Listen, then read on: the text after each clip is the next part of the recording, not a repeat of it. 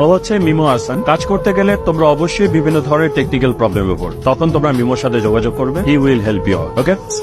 জি, আমার অ্যাকাউন্টে একটু প্রবলেম হয়েছে। অ্যাপসে কোনো মানি ট্রানজাকশন করতে পারছি না। কাইন্ডলি একটু বলবেন কি প্রবলেম হয়েছে? স্যার জি আপনার ম্যাডাম আপনার অ্যাকাউন্ট নাম্বারটা বলবেন? 91 9162।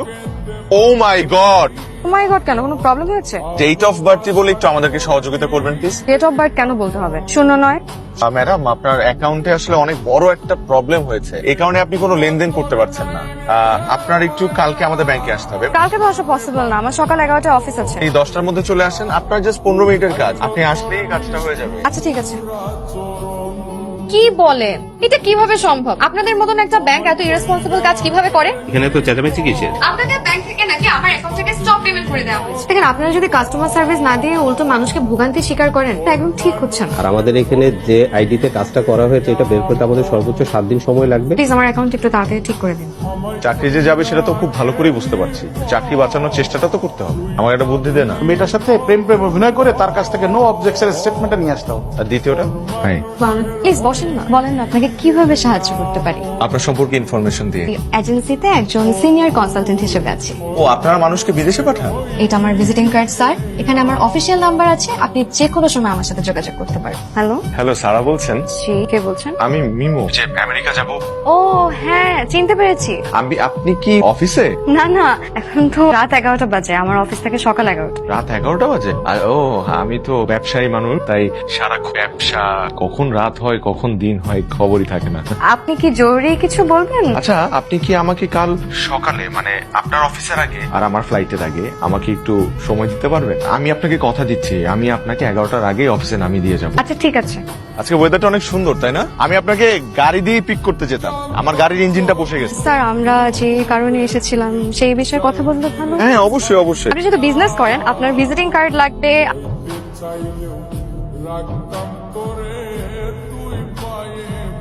হ্যালো, কি করছেন? চলো একটা বই বের করলাম পড়ার জন্য। আজকে দিনটা অনেক সুন্দর ছিল। ধন্যবাদ। আপনি যদি চান আমি আপনাকে প্রতিদিন এমন সুন্দর দিন উপহার দিতে পারি। বলুন, আবার কি প্রবলেম? রমজান আলী খান। আপনার নাম রমজান আলী খান? না। তাহলে এখানে লেখা আছে। এটা তো আমার তালইর নাম, আমার তালইর ব্যাংক স্টেটমেন্ট না এটা? তালুয়ের ব্যাংক স্টেটমেন্ট দিয়ে আপনি বিদেশ যাবেন বিজনেস করতে? হ্যাঁ। এভাবে তো হবে না, আপনার ব্যাংক স্টেটমেন্ট লাগবে। আসলে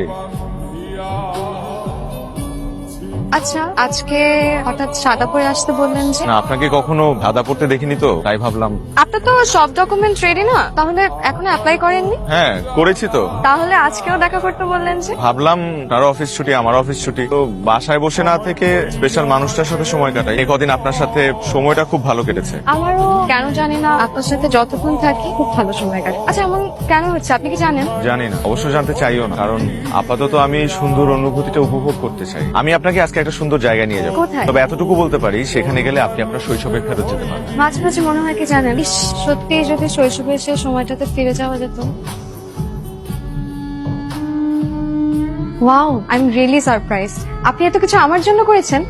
থ্যাংক ইউ সো মাচ। আমি না সত্যি অনেক খুশি হয়েছি। আসলে কি জানেন, আমাকে কেউ কখনো এত স্পেশাল ফিল করায়নি। সারা, আমি আসলে আপনাকে কিছু কথা বলতে চাই, যে কারণে এত আয়োজন। আমি জানি আপনি আমাকে কি বলবেন। আপনি জানেন না। আমি জানি বাবা। আমি আপনাকে। কি ভালোবাসেন, তাই তো? হ্যাঁ, আপনি জানলেন কিভাবে? ছেলেরা প্রেমে পড়লে বা কাউকে ভালোবাসে তাদের চোখ দেখলেই বোঝা যায়। আমি আপনার কাছে আরেকটা জিনিস চাই। বললাম তো, চাইতে পারলে অবশ্যই মেনে। দেখুন, দোষটা পুরোপুরি আমার না, এখানে আপনারও দোষ আছে। সেদিন ফ্লাইওভারের নিচে বৃষ্টিতে আটকে পড়ে আপনি যখন আমার পাশে এসে দাঁড়ালেন, তখনও সব ঠিকঠাক ছিল, কিন্তু এরপর। এখানে ঝামেলাটা কোথায়? কাউকে ভালোবাসা বা প্রেমে পড়াটা তো অপরাধ না। ঝামেলা তো এরপরেই লেগে গেল, অপরাধটাও লোভের বশে করে ফেলেছে। ওই দিনের পর আমি আপনাকে অনেক জায়গায় খুঁজেছি, অনেক হাস্যকর ভাবে খুঁজেছি, কিন্তু কোথাও খুঁজে পাইনি। একটা কথা লুকিয়েছি, আমি কোনো বিজনেসম্যান না, আমি কোনো ব্যবসা করি না। সেদিন কলে আপনার ডিটেল নেওয়ার পর যখন দেখতে পেলাম মানুষটা সত্যিই আপনি, তখন আমার মনে হয়েছে জীবনে প্রথমবার আমি মেঘ না চাইতে বৃষ্টি খুঁজে পেলাম। এই কারণে ইচ্ছে করে আমি আপনার অ্যাকাউন্টে নো স্টপ পেমেন্ট করে দিলাম এবং আপনাকে আমার ব্রাঞ্চে নিয়ে আসলাম। এখন আপনিই পারেন আমাকে বাঁচাতে। প্লিজ, আপনি আমাকে ভুল বুঝবেন না, আমি পরিস্থিতির শিকার হয়ে এই কাজগুলো করেছি।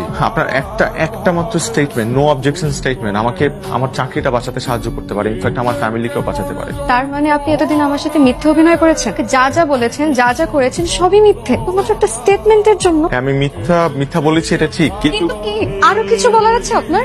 ছি, নিজের উপর ঘৃণা হচ্ছে। আমি এত বোকা। আপনার এই মন ভোলানো কথা আর কাজ দেখে আমি সত্যি সত্যি ভেবে ফেলেছিলাম যে আপনি আমি আমাকে সত্যি তোমাকে। আপনি আমার সাথে আরে, একটা কথা বলবেন না। আমি আপনার এই চেহারাটা আর কোনোদিন আমার সামনে দেখতে চাই না। সারা, আমি কাল আসতেছি, তোমরা সবকিছু রেডি করো, এবার আর মিস হবে না। দেখা করার জন্য ধন্যবাদ। আমি জানি আমি অনেক বড় একটা ভুল করেছি এবং এই ভুলের কোনো ক্ষমা নেই। ইনফ্যাক্ট আপনার জায়গায় যদি আমিও থাকতাম তাহলে আমিও হয়তো বা ক্ষমা করতে পারতাম না। কিন্তু কিছু কথা আছে যেগুলো যদি আমি বলতে না পারি তাহলে আর কিছু বলবেন? দেখেন, আমি জব বাঁচানোর জন্য আপনাকে মিথ্যা বলেছি, এটা ঠিক, কিন্তু আপনাকে যে আমি ভালোবাসি এটা বিন্দু মাত্র মিথ্যা না। নিন, যেটার জন্য আপনি আমার সাথে এতদিন মিশেছেন, নো অবজেকশন স্টেটমেন্ট। কিন্তু এইটার এখন আর কোনো কাজ নেই, আমি জবটা ছেড়ে দিয়েছি। কেন? যে শহরে আমার জীবনে আপনার কোনো অস্তিত্ব নেই সেই শহরে আমার নিঃশ্বাস নেওয়াটা খুব কঠিন হয়ে দাঁড়াবে। গত কয়েকটা দিন খুব তাই আমি চলে যাব, বাবা মার কাছে চলে যাব। আপনি পারলে প্লিজ আমাকে মাফ করে দিবেন। আমি আর যদি না করি? হলে বাকিটা জীবনে এই অপরাধ বোধ নিয়েই কাটিয়ে দিব। আচ্ছা, আপনার কি মনে হয় আমি যদি আপনাকে ক্ষমা না করতাম আমি আপনার সামনে এসে দাঁড়াতাম? আমি জানি আপনি আমাকে ভালোবাসেন, চোখ কখনো মিথ্যে বলেন না। আর মেয়ে মানুষের চোখ ফাঁকি দেওয়া এটা তো আরো অসম্ভব। আমি এটাও জানি যে আপনি চাকরি হারানোর ভয়ে আমার সাথে মিথ্যে অভিনয় করেছেন। চাকরিটা আপনার জন্য অনেক জরুরি, আপনার পরিবারও আপনার উপর নির্ভরশীল। সুতরাং স্টেটমেন্টটা নিয়ে বসের কাছে যেয়ে সরি বলুন এবং সব সলভ করে ফেলুন। আর আমাদের বিষয়টা, সেটার কি কোনো সমাধান হবে না? না, ভালোবাসার মানুষকে এত সহজে যেতে দিলেন? এভাবে হার মানলে তো আপনার জীবনে কারোই অস্তিত্ব থাকবে না। আপনি সত্যি কি আমাকে সেই সুযোগটা দিবেন? সুযোগ তো কবেই দিয়ে বসে আছি, তুমি শুধু বুঝো। I am sorry. I am sorry না, বলো I love you. I love you.